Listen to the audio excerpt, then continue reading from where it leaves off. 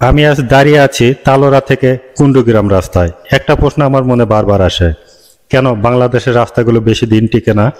চলুন আজ আমি আপনাদের সাথে সেই কারণগুলো শেয়ার করি। প্রথম কারণ, রাস্তা বানানোর সময় ভালো মানের উপকরণ ব্যবহার করা হয় না।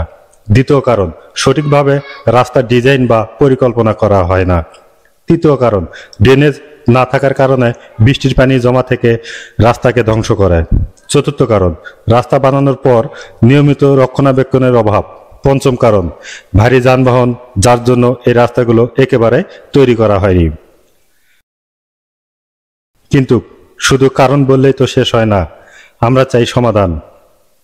রাস্তা বানানোর সময় মানসম্মত উপকরণ ব্যবহার করতে হবে, পানি ব্যবহারের জন্য ভালো ড্রেনেজ সিস্টেম করতে হবে, নিয়মিত মেরামতের ব্যবস্থা রাখতে হবে, ভারী যানবাহনের জন্য আলাদা রাস্তা বা লেন ব্যবহার করতে হবে। আমরা যদি এই পরিবর্তন না আনি, তবে প্রতিবার বৃষ্টিতে আমাদের রাস্তাগুলো বারবার ভেঙে পড়বে। কিন্তু যদি আমরা একসাথে এগিয়ে আসি, সচেতন হই, তবে বাংলাদেশের টেকসই রাস্তাও হবে, মানুষের ভোগান্তিও কমবে। এটাই আমার বিশ্বাস। ধন্যবাদ।